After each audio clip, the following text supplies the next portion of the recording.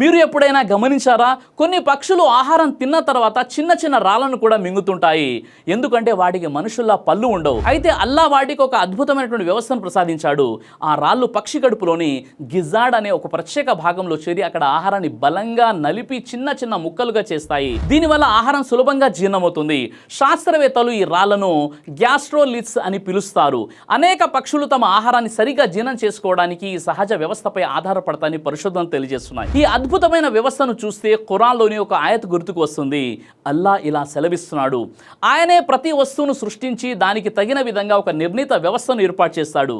సూర్య అల్ Furqan number 25 ఆయత్ number 2. ఈ ఆయత్ మనకు ఒక గొప్ప సత్యాన్ని గుర్తు చేస్తుంది. అల్లా సృష్టిలో ఏది యాదృచ్ఛికం కాదు.